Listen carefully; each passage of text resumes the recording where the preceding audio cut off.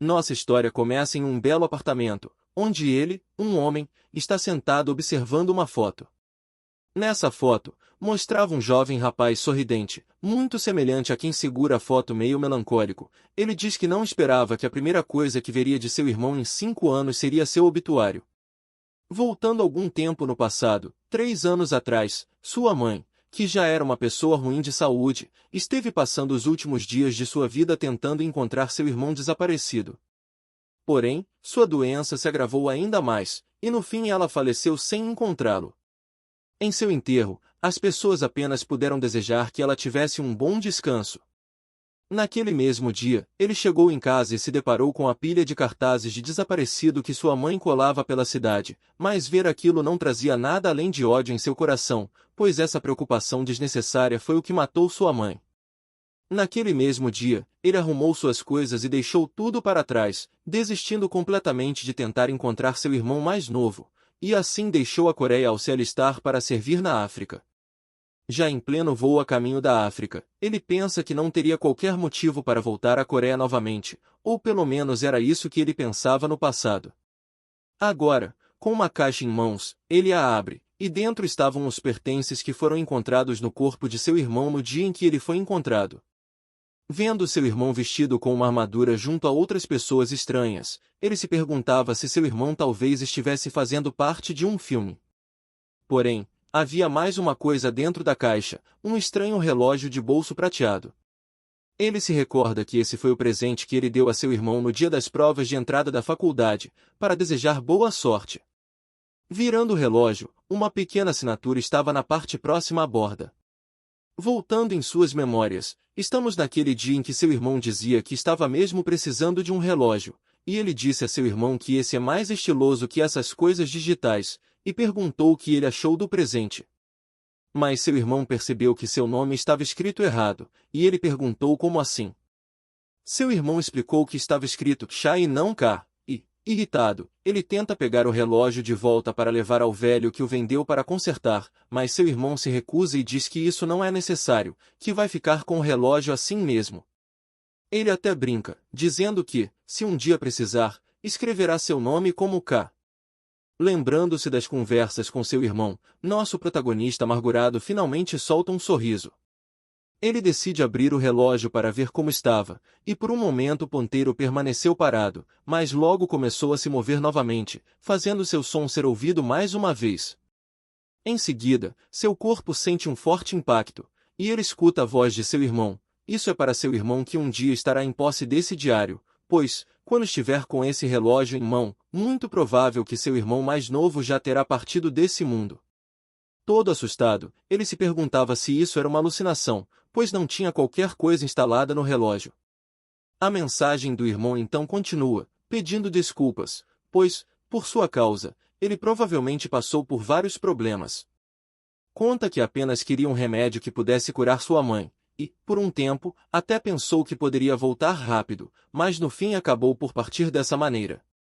Voltando um pouco no tempo, estamos no dia 9 de outubro de 2013, quando o irmão mais novo recebeu uma estranha mensagem que prometia um desejo realizado caso atingisse o topo do obelisco. O mais novo pensou que isso era muito estranho para ser apenas spam, e ainda especificava se ele queria ou não participar. Normalmente, ele teria ignorado isso como sempre, mas, ao lembrar de sua mãe no hospital, ele decidiu arriscar. Então, ele foi com o pensamento de que isso poderia ser verdade, e daquele dia em diante, sonhos estranhos começaram a perturbar suas noites de sono. Dia 12 de outubro de 2013, os sonhos recorrentes com certeza não eram só sonhos, com certeza eram reais.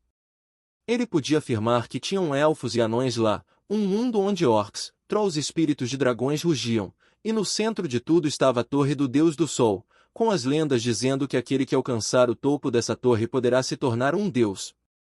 Porém, a única coisa que ele queria era o remédio que existe dentro da torre em forma de um elixir. 28 de outubro de 2013, o mais novo agora tinha formado um grupo de pessoas que pensavam como ele para começar a subir a torre, mas, se fosse comparar esse lugar com o mundo que conhecem, esse lugar não é para ficar de brincadeira. 9 de novembro de 2013, O mais novo conta que decidiu fugir de casa e provavelmente vai precisar ficar fora por só 6 meses, e assim cortou suas conexões com o mundo real. 1º de dezembro de 2013, o nome do grupo em que ele está agora é Artia, sendo o melhor grupo em todos os aspectos. 7 de dezembro de 2014, o ritmo de conquista da torre se mostrou mais lento do que o esperado. Provavelmente, isso deve levar mais um ano. 11 de dezembro de 2014, um conflito surgiu contra um clã de alto nível, e seu ritmo de conquista encontrou mais um obstáculo. 31 de fevereiro de 2015, os clãs não conseguiram entrar em um acordo, e o único caminho se tornou a guerra. Gradativamente, mais e mais memórias de seu irmão inundavam a mente de nosso protagonista. 19 de setembro de 2016, outra guerra surgiu. 2 de janeiro de 2017, a guerra ainda está acontecendo, e todos já estão exaustos disso.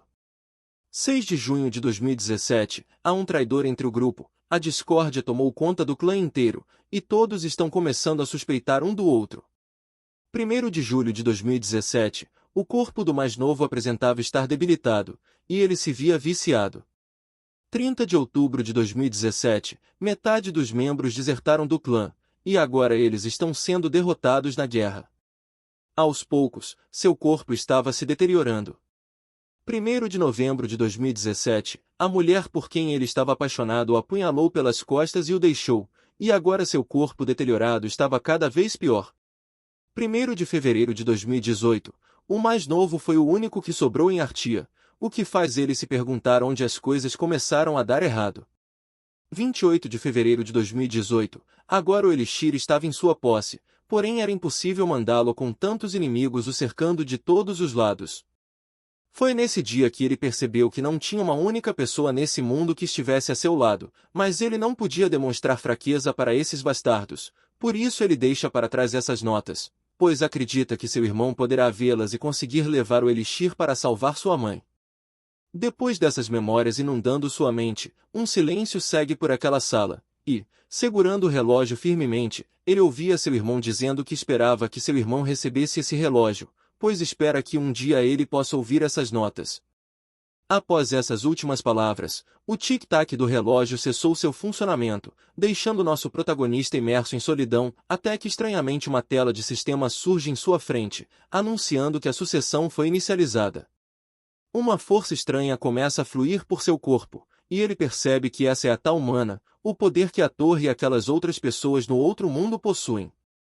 A integração dos poderes começa e as veias em seu corpo ficam saltadas enquanto ele sente uma dor terrível, e, no meio disso, ele via os momentos finais de seu irmão em sua vida, toda a dor e sofrimento que ele teve que suportar para talvez ter a chance de salvar sua mãe, para que no fim ele perdesse tudo, ficando sozinho e completamente arrasado. Com isso, o despertar é completo. O sistema então avisa que o processo de sucessão estava completo e pede que o usuário complete a sucessão apenas quando seu corpo atingir um estado perfeito, com o progresso atual estando em 5%. O corpo agora está em uma condição de solução incompleta, as habilidades do corpo foram elevadas parcialmente, a natureza foi descoberta e as habilidades foram registradas. Porém, o usuário só pode se registrar como jogador após entrar no obelisco. Apertando o relógio, nosso protagonista pensa que agora sabe exatamente o que aconteceu com seu irmão. Agora, ele sabia bem o motivo que fez seu irmão ser deixado para morrer e ter aparecido para ele assim após 5 anos. Cheio de ódio, ele pensa que com certeza vai vingar seu irmão, e, seguindo as regras daquele mundo, ele vai fazer todos os traidores pagarem. E um voo olha seus status mais atentamente e percebe que essa tela de sistema é mesmo muito parecida com a dos jogos. Ele pensa que, logo após seu despertar, estava escrito que seu corpo iria se ajustar de acordo, mas suas habilidades ainda estavam baixas.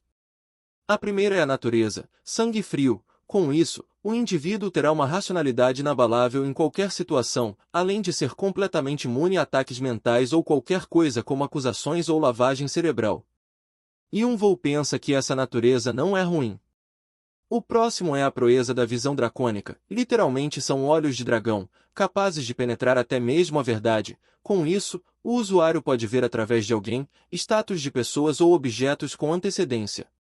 Yun-Woo se lembra que, nas memórias deixadas por seu irmão, ele tinha encontrado o dragão ancestral Calatus no 11º andar e formado um contrato com ele, e percebe que isso foi o que restou dele. A próxima são os sentidos fortalecidos. Basicamente, os 5 sentidos do corpo são elevados drasticamente. Yun-Woo pensa que deram essa habilidade por ser perfeita para usar com sua natureza, mas a coisa que mais o chamou a atenção foi essa tal de clarividência, o que fazia ele se perguntar se seria por causa desse relógio. Determinado, ele diz que isso não importa de qualquer maneira, e vai seguir com o que tem por agora. Ele se lembra do que seu irmão disse, que ele deveria apenas conseguir o elixir e dar o fora da torre, mas ele sabe que não vai conseguir fazer isso. No dia seguinte, Yun-Woo estava ao telefone com um superior do exército que queria uma explicação sobre o que ele estava dizendo, perguntando se ele precisava conversar ou algo assim. Chamando pelo seu codinome, Cain, seu superior questionava se ele estava mesmo decidido a fazer isso. Yun-Woo apenas se desculpa e desliga. Descartando seu celular, ele pensa que agora resolveu todas as suas pendências, e além de colocar sua casa à venda, ele também queimou seu uniforme e mochila do exército. Como preparação, conseguiu uma nova mochila junto a algumas facas que costumava usar no seu tempo de serviço, juntamente com provisões e um kit de primeiros socorros. Pensativo, ele queria ter conseguido alguns explosivos ou armas de fogo no mercado clandestino, mas não conseguir um suprimento estável de balas seria apenas mais um incômodo. Deixando esses pensamentos de lado, ele pensa que a tal primeira rodada provavelmente já deve ter começado há pelo menos uma semana. Ele pensa que aqueles jogadores que começam tarde recebem vantagens baseadas no quão tarde começam, e quanto mais perto alguém fica de ultrapassar o primeiro lugar, mais pontos ele pode acumular, além de que tem coisa que apenas os novatos podem se aproveitar. Voltando sua atenção para o relógio, ele percebe que aquela coisa está prestes a aparecer. De repente, uma estranha fumaça negra começa a convergir na direção à frente dele. De toda aquela fumaça se condensando, uma porta misteriosa surge no lugar. Vendo a passagem para a torre, Yun-Woo pensa que vai fazer com que todos do outro lado saibam com quem estão mexendo, pois, desde esse dia em diante, ele atenderá pelo nome de Chae-Yong-Woo. Finalmente, passando pela porta, um brilho cegante vem até seu rosto, e o sistema avisa que ele entrou no andar 0 onde acontece o tutorial. Depois daquilo, ele aparece em um outro lugar escuro, onde lentamente recobre os sentidos. Vendo o ambiente em volta, ele tem certeza de que esse é o mesmo lugar que ele viu nas notas deixadas por seu irmão. Explicando melhor, a torre tem um teste para aqueles que se tornarão jogadores com a chance de se tornar um deus, pois, em prol de escalar a torre, deve-se mostrar que está apto a fazê-lo. Esse lugar de teste é conhecido por todos como o tutorial. Após passar daqui, está o lugar onde aqueles malditos machucaram seu irmão Yun-Woo, e em pensamento ele pede que esses bastardos esperem, pois logo logo ele estará lá em cima. Se preparando, Yun-Woo pensa que o primeiro passo é conseguir muitos pontos para passar pelo tutorial, mas não com qualquer resultado, e sim com uma classificação avassaladora como o primeiro lugar. Aqueles pedaços que estão escondidos por aqui também devem ser reunidos para que assim possa evoluir o estado imperfeito de seu corpo, fazendo sua prioridade principal ser subir o máximo de níveis possíveis. Enquanto ele estava se arrumando, uma estranha risada seguida de uma voz é ouvida de uma luz no teto, e a pessoa diz que era uma verdadeira surpresa ter uma visita a uma hora dessas, e quase não conseguiu chegar a tempo de se apresentar. O dono da voz cai pelo que parecia ser uma fenda espacial, e Yun-Woo imediatamente entra em guarda. O dono da voz se mostra sendo um tipo de goblin bem trajado, dizendo que, independente do quão generoso seja, uma atitude como essa certamente o magoaria, e pergunta se nosso mascarado não gostaria de baixar suas facas. O goblin diz que é um prazer conhecê-lo, se apresentando como o administrador deste andar, além de também ser o guia daqui, e seu nome é Ibelkera. Ele diz que o encontro deles ali hoje certamente foi predestinado, e pergunta se o mascarado não vai se apresentar. Ibelkera pergunta se o mascarado entendeu, e Yun-Woo responde que um conselho de um administrador pode ser algo que os outros relevam, mas é sempre bom tê-lo em mente. Meio surpreso, Ibelkera percebe que Yun-Woo parecia saber o que eles são, e imaginava que ele era apenas uma pessoa tímida por estar usando uma máscara. Mas, já que o mascarado se mostrou saber o que eles são, isso facilitará a conversa. O Goblin começa a explicação dizendo que o tutorial é dividido em 7 blocos diferentes que vão de A a G, com cada um tendo seu próprio clima e ambiente diferente, com diferentes testes que devem ser concluídos. Durante o tempo permitido, sua pontuação será determinada com base em como as missões foram concluídas, e todas as pontuações serão somadas e um resultado será anunciado no final. Ibelkera pensa que o mascarado deve se perguntar quais são os benefícios de se ter muitos pontos, e isso é simples, pois quanto maiores os pontos, maiores as recompensas que pode receber futuramente. Brincando, ele diz que essa parte deve ser bem fácil de entender. Nosso Michael Myers pergunta quanto tempo ele tem, e Ibelkera responde que ele tem 30 dias, ou melhor dizendo, um mês. Porém, como ele vai dividir esses dias entre os blocos fica inteiramente por conta dele, o jogador. Estendendo a mão, Ibelkera diz que já faz uma semana que estão nessa rodada, e pergunta o que ele gostaria de fazer, continuar nessa ou esperar a próxima começar. Young-Woo, pensativo, deduz que o melhor grupo provavelmente já está bem longe a essa altura, ao ponto de ser impossível que qualquer novato consiga alcançá-los, e pensa que isso já era o esperado. Ibelkera então complementa sua explicação dizendo que é aconselhado formar um grupo de 3 a 5 pessoas após passar o primeiro bloco. Young-Woo surpreende ao dizer que se passar por tudo sozinho certamente receberá mais pontos. Sorrindo maliciosamente, Ibelkera diz que a torre aumenta a força do jogador de acordo com seu trabalho, e quanto maiores forem as contribuições do jogador, isso o fará mais notável. Quanto à pontuação, não há com o que se preocupar, já que ela é calculada separadamente. Pensativo, Ibelkera diz que geralmente pessoas como esse jogador acabam de duas formas, ou eles acreditam plenamente em suas habilidades e morrem pagando de fortes, ou eles se tornam extraordinários. Young-Woo se prepara. Ibelkera então estala os dedos e diz que, se isso era tudo que o mascarado queria saber, então é hora de começar o teste. Ele então começa a desaparecer, e o sistema avisa que o teste do andar 0 está começando. O sistema então explica que, para os novatos que estão tentando se tornar um deus, é necessário provar que tem o que é preciso. A missão atual consiste em conseguir a maior quantidade de pontos possíveis até o término do tempo, sendo 549 horas e 37 minutos.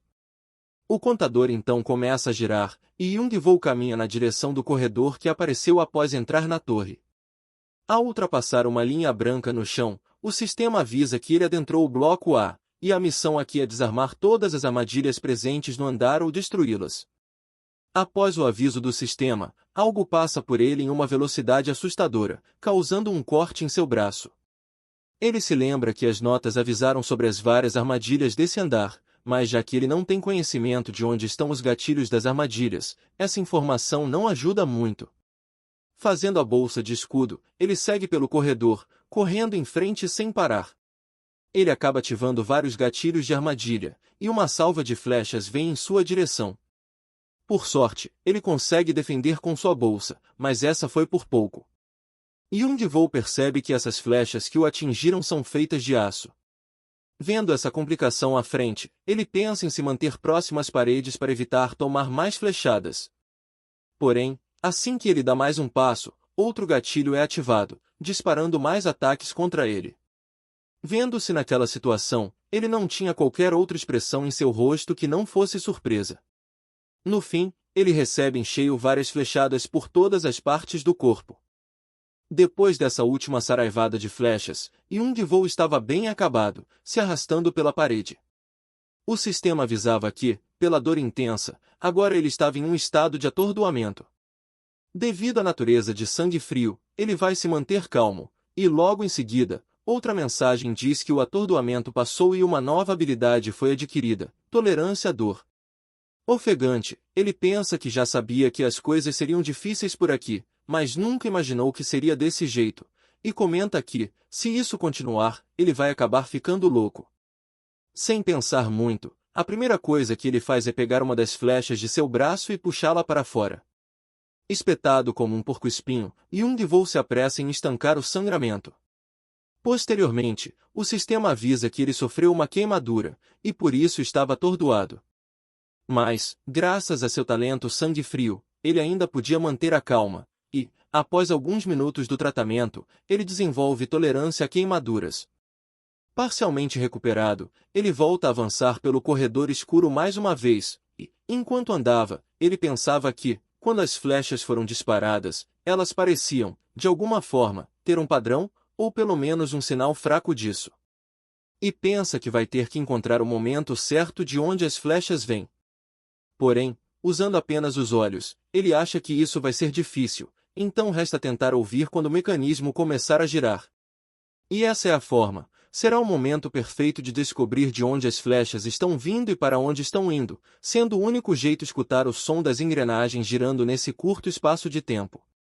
Jung-Woo se prepara para começar, ativando seus sentidos aguçados, que fortalecem seus 5 sentidos, e, com o uso de sua habilidade, sua proficiência em 0,8%. Passando por mais um gatilho, o mecanismo começa a girar intensamente mais uma vez, e, olhando para o teto, Jung-Woo percebe que agora o som está vindo de cima. Ao ser alvejado mais uma vez, sua dedução se mostra completamente correta. E, como se não fosse nada, ele arremessa uma de suas facas na direção de onde vinha o som do mecanismo. E, com apenas esse golpe, a armadilha foi feita em pedaços, fazendo com que várias peças e flechas caíssem. E, com um sorriso, ele pensava que agora poderia detectar as armadilhas. Alguns minutos mais tarde, vemos ele sendo alvejado por vários disparos novamente, e Jung-Woo desvia habilmente de todas as flechas. Nesse tempo que ele passou decorando os padrões de disparo, ele percebeu que, dependendo de como se lida com cada flecha, uma estatística diferente terá um avanço. Ao desviar das flechas azuis, a agilidade é aumentada em 1 ponto. Já as flechas vermelhas, ao serem bloqueadas, vão aumentar a força em 1 ponto, e, para as flechas amarelas, ser atingido por elas irá aumentar a vitalidade em 1 ponto. Seguindo por seu caminho, ele pensa que, se conseguir mais pontos de status dessa maneira, logo estará mais avançado que os outros nesse tutorial, e se pergunta onde mais poderia conseguir um privilégio tão bom como esse, exibindo um status com 19 de força, 19 de agilidade, 14 de vitalidade e 21 de mana. Depois de um tempo usando essa estratégia, dava para ver que o corpo estava cobrando seu preço. E, enquanto limpava o sangue em sua boca, Jung-Woo pensa que a única desvantagem dessa estratégia é não ter como aumentar seu MP, mas, ainda assim, ele não pode perder a chance de aumentar seus outros status rapidamente. Voltando à imagem de um outro ângulo, podemos ver que alguém assistia Jung-Woo enquanto ria freneticamente. A pessoa se mostra sendo Ibelkera, que comenta que, quanto mais observa esse garoto mascarado, mais interessante ele parece, pois, de alguma maneira, ele sentia que esse cara é o primeiro personagem a aparecer com esse estilo único, e, por alguma razão, agora seus olhos estavam mais voltados àqueles que estavam no bloco A do que os que estão no bloco E. Com a mão sobre o queixo, ele comenta que esse rapaz está se mostrando cada vez mais interessante. Mas, ainda que se qualifique, terá que enfrentar muitos outros perigos, mas, se ele continuar sensitivo desse jeito e passar do resto, ainda será possível ver vários eventos interessantes surgindo à medida que esse tutorial prosseguir. Voltando ao bloco A, o sistema avisa que Jung-Woo chegou ao destino final, e, ao fim dessa caminhada, ele tem 20 de força, 33 de agilidade, 30 de vitalidade e 21 de MP. Frente a uma porta, ele comenta que seus outros status avançaram bastante, com exceção de seu MP, mas, ainda assim, se aprimorar tanto em um dia com certeza era muito benéfico. E, ao analisar melhor as coisas, ele percebe algo incrível, pois, à medida que os números na tela subiam, seu corpo gradativamente se enchia de poder, e ele podia sentir claramente que sua força física, agilidade, resistência e poder destrutivo estavam aumentando também. Sem perder mais tempo, ele então segue caminho abrindo a grande porta à sua frente, e, assim que põe os pés do lado de dentro, uma mensagem do sistema aparece, dizendo que o tratamento dos ferimentos foi iniciado. Em questão de segundos, um brilho dourado começa a envolver todo o seu corpo. Seguindo o caminho, ele percebe que esse é um lugar para os jogadores descansarem, e, meio aliviado, ele percebe que finalmente vai ter um tempinho para descansar. Porém, aos poucos, ele perde totalmente a consciência e desmaia, caindo no chão. Horas mais tarde, ele, com os olhos ainda meio pesados, se pergunta se acabou dormindo, quando, De repente, um estranho de manto branco se aproxima, com as mãos para cima, dizendo para Yong-woo adivinhar quem é.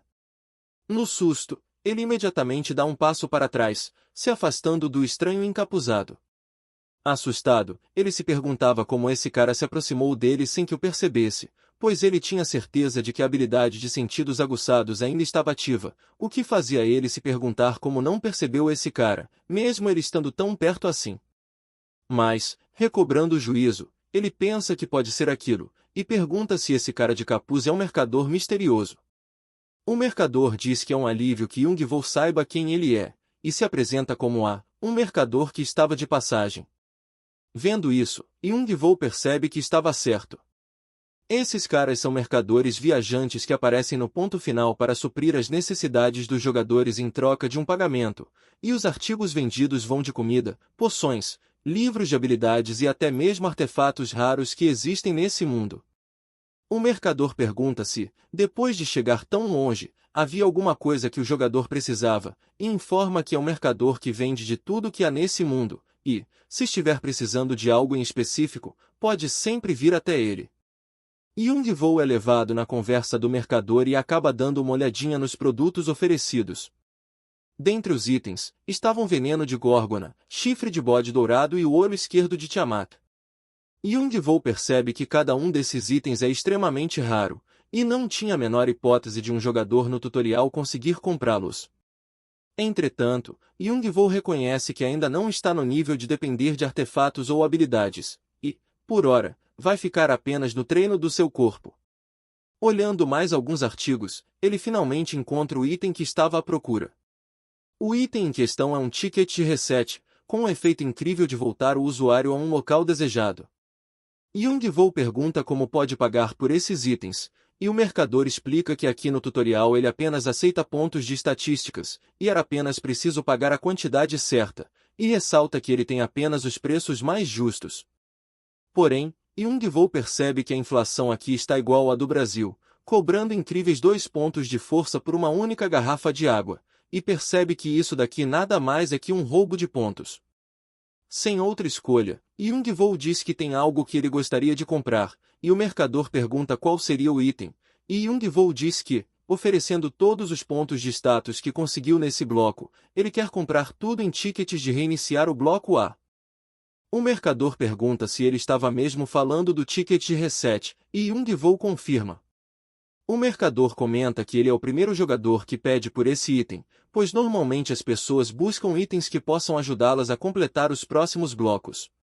Então, eles nunca procuram por algo que vá fazê-los passar pelo mesmo lugar várias vezes. Mas Yong-woo diz que tem uma coisa que ele precisava fazer, e o mercador entende o pedido e pensa que esse novo jogador é realmente interessante. Ele pensa que o uso do ticket é simples. A pessoa o rasga no lugar em que estava e volta para a zona inicial do bloco. Com a venda feita, o mercador se vai e deseja que seu próximo encontro seja breve. Depois do mercador desaparecer, um aviso do sistema diz que os pontos de status adquiridos no bloco A foram retirados como pagamento, e Yong-woo percebe uma fumaça branca saindo de seu corpo e sente como se sua força estivesse sumindo aos poucos. Depois do pagamento ser retirado, ele recebe em mãos 10 tickets de reset, e, sem perder tempo, já vai rasgando o primeiro deles. Logo em seguida, um brilho intenso é emitido do ticket, e mais uma vez Yong-woo se encontra na entrada para o tutorial, com o sistema avisando que o tutorial irá começar. E com o anúncio do sistema, Yong-woo parte a toda velocidade, pensando que vai acumular o máximo de pontos possível. Ele então começa mais uma vez sua caminhada até o fim do corredor, e, como já sabia a trajetória das flechas por ter feito isso da última vez, ele consegue passar pelas armadilhas facilmente. Enquanto corre para o final desse bloco, ele pensa que essa será sua última vez fazendo essa parte do tutorial. Ele observa que, à medida que passava pelo tutorial, seus sentidos se tornavam cada vez mais aguçados, além de que agora a sinestesia desse bloco estava completamente gravada em sua mente. Nesse meio tempo, ele também percebeu que sua proficiência com a visão dracônica ajudou muito, já que ele pode usar parcialmente a visão do antigo dragão Calatus. Ele comenta que, ao usar essa habilidade pela primeira vez, ficou impressionado com a nova perspectiva que estava vendo. A habilidade da visão dracônica livrou todas as cores no seu campo de visão, e tudo o que se dava para ver era um fundo branco repleto de linhas pretas. As linhas pretas eram o que compunham os corpos físicos, ou seja, a forma das coisas, e esse fenômeno foi batizado por seu irmão como Geol. Alguns minutos mais tarde, ele finalmente chega ao final do corredor, completando mais uma vez. Conferindo os seus tempos, ele percebe que dessa vez demorou cerca de 4 horas, em vista da primeira tentativa que foram 34 horas para terminar. Sendo esse um grande avanço. Vendo as estatísticas, ele percebe que cresceram um pouquinho e pensa que, com status assim, ele não precisa se preocupar em ser destruído pelos outros participantes. Ele até deduz que a maioria dos jogadores provavelmente está a caminho do bloco E, e, se demorar demais, vai ser impossível alcançá-los, e de agora para frente a competição começa de verdade. Dito isso, Young-Woo segue em frente, abrindo outra porta, e o sistema anuncia que ele acaba de adentrar o salão do boss do bloco A. Vendo o caminho à sua frente, Young-Woo pensa que vai se apressar em concluir logo o bloco A e o bloco B, e, com isso dito, ele parte a toda velocidade em direção ao novo corredor da sala do boss. A primeira coisa que vem na sua direção são flechas flamejantes, que são refletidas com a maior facilidade. Ele diz que isso está se mostrando muito mais fácil do que imaginava, e, com isso, sua força aumenta em 1. Mais uma salva de flechas flamejantes aparece, e Young-Woo pensa que não vai diminuir o seu ritmo. Porém, por estar pensativo demais, nem percebe o que aconteceu abaixo dos seus pés, e literalmente o chão se abre sobre seus pés, o levando a cair para um fosso. Depois da plataforma ceder, um fosso cheio de espinhos metálicos aparece, e Young-Woo vê que, se tivesse caído ali, seria uma morte certa. Sabendo disso, ele então começa a girar seu corpo em pleno ar. Depois de praticamente ignorar as leis da física, Young-Woo cai na beirada do fosso e tem sua agilidade aumentada em 1. Porém, ele não tem um momento de descanso, pois outra comporta se abre no teto da sala, e dela um enorme pilar de fogo cai sobre a passagem bem à frente de Young-Woo. Vendo isso com um olhar de desdém, Young-Woo se prepara para dar um corte, e, com seu golpe, ele literalmente cria um vácuo que dispersa as chamas à sua frente. Ele então se apressa em passar pelo caminho sem fogo, e o sistema avisa que, devido à natureza de sangue frio, Young-Woo desenvolveu uma certa resistência a queimaduras, além de que agora seus sentidos aguçados estavam em 15,6% de proficiência. Saindo do caminho de fogo, ele já é imediatamente recebido com outra armadilha, dessa vez uma bem clássica com um enorme pêndulo em forma de martelo, e, por desviar dessa armadilha, ele recebe outro ponto de agilidade. Ele então continua seguindo seu caminho, e pelo percurso recebe mais um ponto de vitalidade, além da proficiência em sentidos aguçados ter atingido 16,9%. Voltamos com ele dessa vez em uma luta corpo a corpo, levando um baita soco no abdômen. Depois dessa lapada seca, ele foi forçado a recuar alguns metros para trás. Observando bem seu adversário atual, ele percebe que essa coisa também estava nas anotações de seu irmão. Essa coisa é um manequim de cobre, um item com capacidade de copiar os movimentos e ações dos jogadores com perfeição, também conseguindo atacar por conta própria em uma certa área. Nas memórias do seu irmão, ele tinha descoberto que essas coisas conseguem replicar as habilidades dos jogadores e as usar com ainda mais força contra eles, e, caso consiga derrotá-los, então o caminho para o salão do boss estará livre. O problema aqui é fazer isso, pois, se não conseguir derrotá-los, vai ser como se tivesse uma bola de ferro presa à sua perna. E, para derrotar essas coisas, existem duas maneiras. A primeira seria destruir a cabeça dos bonecos, já o outro método seria empalá-los. Sabendo disso, Young-Woo começa a usar seus olhos de dragão. Nesse momento, sua perspectiva muda e as cores do ambiente à sua volta desaparecem.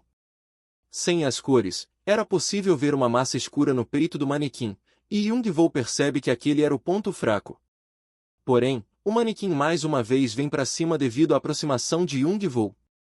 Enquanto ele estava prestes a ser acertado, uma outra pessoa grita dizendo que essa coisa se move através de sensores, e pede que Young-Woo os encontre e os destrua. Com a informação recebida, Young-woo imediatamente percebe algo que não tinha notado antes e percebe que essa voz deve ser a pessoa que ele sentiu mais cedo com sua percepção aumentada.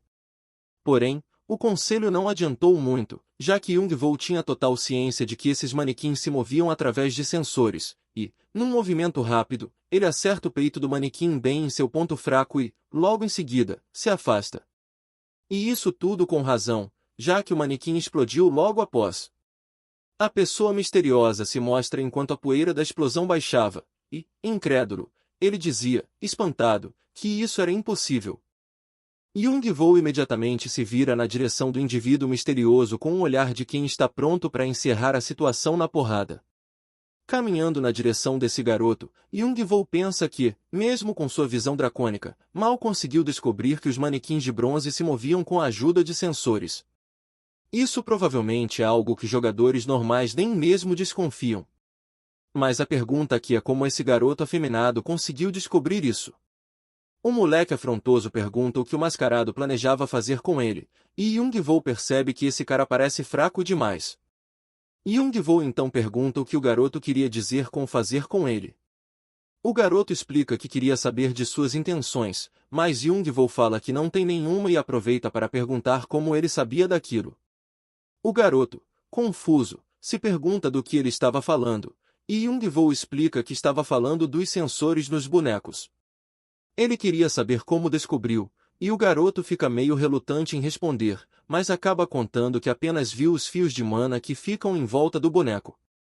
Young-woo percebe que era como ele imaginava, esse moleque consegue enxergar mana, o que significa que ele tem uma afinidade extremamente alta mesmo dentre aqueles que conseguem controlar mana.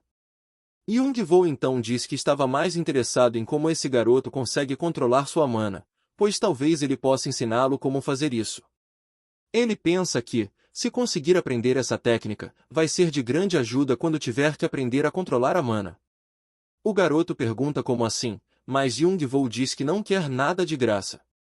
Olhando para o corredor, Young-woo pensa que esse cara já deve estar preso aqui por um bom tempo e oferece sua ajuda para tirá-lo daqui, e pergunta se ele acha que esse acordo não é vantajoso. Depois de ouvir a proposta, o moleque fica completamente boquiaberto, e Young-woo pensa que essa reação seria um não. Mas o garoto fala que não era isso e pede para o mascarado esperar. Ele pergunta se o que ele estava dizendo era verdade, se ele realmente não conseguia controlar a mana. E Young-woo comenta que não tem necessidade alguma de mentir. Apontando para o boneco, o garoto diz que isso não fazia sentido, pois não havia como alguém que nem controla a mana conseguir deixar um fantoche de cobre nesse estado. Young-woo pensa que normalmente não importa quantas habilidades se use contra o boneco ou mesmo ataques físicos, isso não causaria o menor arranhão no manequim de cobre. Porém, esse cara bem na sua frente, que nem consegue usar mana, obliterou uma dessas coisas usando apenas alguns golpes. Olhando para Young-woo, ele se perguntava internamente que diabos é esse mascarado. Meio relutante, o garoto concorda em ajudar Young-woo e se apresenta como Yoo, que já pergunta em que pode ajudar. Young-woo então diz que vai primeiro abrir caminho e pede para ele ficar atrás, e o Yoo apenas aceita. Porém, enquanto andava rumo ao corredor, Young-woo se vira na direção dele subitamente e pergunta o motivo de Yoo estar escondendo sua verdadeira aparência. Com a ajuda da visão dracônica, Young-woo vê que essa aparência dele agora é apenas um disfarce. Vendo as coisas de um outro ângulo, Young-woo vê que Yoo na verdade se parece mais com uma criança de 10 anos. Tanto por dentro quanto por fora ele era um baixinho, e pergunta se ele por acaso não é uma pessoa normal. Se aproximando do pirralho, Young-woo manda que ele faça questão de usar os honoríficos, pois não queria dizer que ele iria tolerar esse tipo de atitude. O pequeno apenas concorda. Momentos mais tarde, Young-woo estava novamente em batalha contra mais um manequim de cobre, e como já vimos antes, ele sempre ataca os pontos fracos, fazendo com que eles explodam.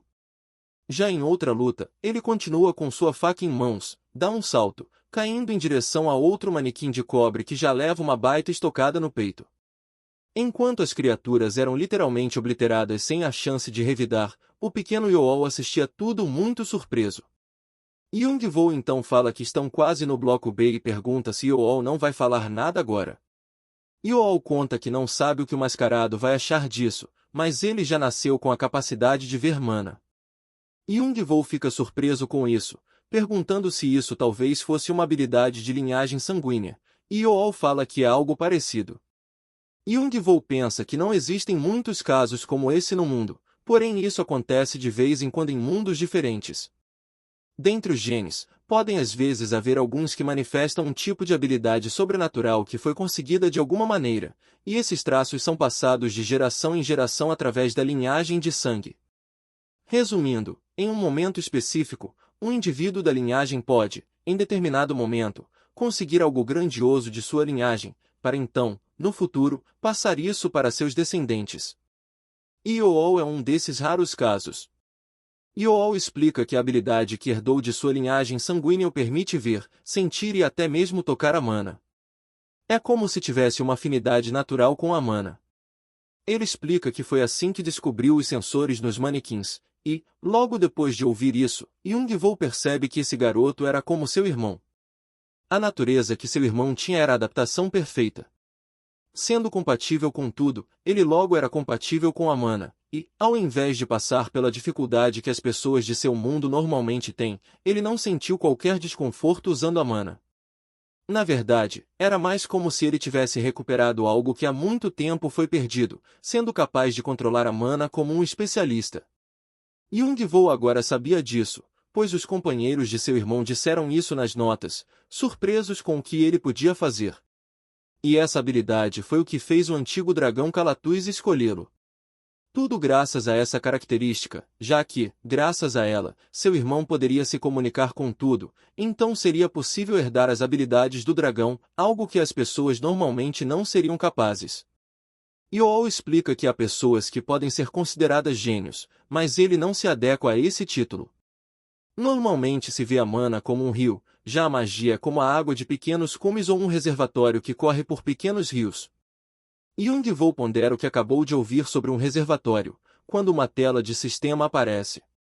Nela, anuncia que ele terminou o bloco A como jogador solo, conquistando algo que muitos achariam impossível e, por isso, o jogador receberá karma extra, recebendo assim 500 de karma. As outras recompensas chegam, dando mais 300 de karma, somando um total de 800. Young-woo pensa que isso é bem importante na torre. Os administradores usam isso como base para o jogo, sendo uma recompensa entregue aos jogadores para ser usada como moeda aqui no obelisco. Ele pensa que, para todos os jogadores aqui, juntar karma deve ser o ponto principal, e se surpreende que tenha ganhado tantos pontos apenas por terminar o primeiro bloco. Ele comenta que, caso alguém descobrisse, eles nem acreditariam em tal feito. Mas isso ainda não era o suficiente, era necessário acumular o máximo possível. Com a porta sendo aberta, o sistema anuncia a chegada ao bloco B chegando do lado de dentro, dava para ver um enorme salão com centenas de pessoas reunidas. Para todos os cantos que se olhava, dava para ver pessoas se preparando para continuar e aqueles que estavam próximos de bater as botas. Passando pela multidão, a primeira coisa que Young-woo recebe é um olhar de medo e julgamento das pessoas que se perguntavam por que ele usava uma máscara. Após alguns passos, Young-woo pergunta se Yeol não iria vir. Depois de entrar no salão, ele olha para suas mãos e pensa que finalmente conseguiu passar daquele lugar. Ele olha para o lado e rapidamente percebe algo familiar que chama sua atenção. Era um grupo de 4 pessoas próximas à porta que o encaravam de volta, e logo em seguida desviam o olhar ao perceber que foi ele que acabou de entrar pela porta. Vendo a atitude desses caras, Yeol parece não estar nem um pouco feliz em vê-los de novo. Young-woo pergunta se esses caras eram do grupo de Yeol, e ele enfatiza que eram, mas agora não tem mais nada a ver com ele. Yeol pergunta onde tinha parado. Young-woo diz que ele estava falando algo sobre um rio de mana ou algo do tipo. Mais tarde, Young-woo recebia sua aula e então pensava que, surpreendentemente, esse garoto sabia muito sobre mana. As ideias foram difíceis de entender como sempre, mas essas aulas serviram para formar um conceito inicial do que é mana e magia. Young-woo então diz que agora já tem a ideia inicial do que é a mana e pergunta a Yeol um jeito mais simples de controlá-la. Yeol responde que isso é meio complicado, pois, desde sempre, ele foi capaz de usar a mana, então seria difícil explicar como se faz. Young-woo entende o que ele quer dizer e, se for isso, então não havia o que fazer sobre. Young-woo pergunta se, depois de esperar o término do tutorial, ele vai sair lá para fora, e Yeol confirma dizendo um sim. Young-woo fala que, se é assim, eles se separam aqui. Ele então se dirige a outra direção enquanto se despede de Yeol rapidamente. Porém, assim que Young-woo sai de perto, os antigos integrantes do grupo de Yeol se aproximam dele, e, como se nada tivesse acontecido entre eles, os caras chegam o cumprimentando amigavelmente. Como chegou aqui no fim do vídeo e ainda não deixou seu gostei? Já vai deixando o like aqui embaixo se curtiu e quer uma continuação, e não se esqueça de se inscrever no canal para chegarmos aos 20.000 inscritos até o fim do ano, e é claro, não esqueça de deixar um comentário com perguntas ou o que acharam dessa obra. Um abraço a todos e até o próximo vídeo.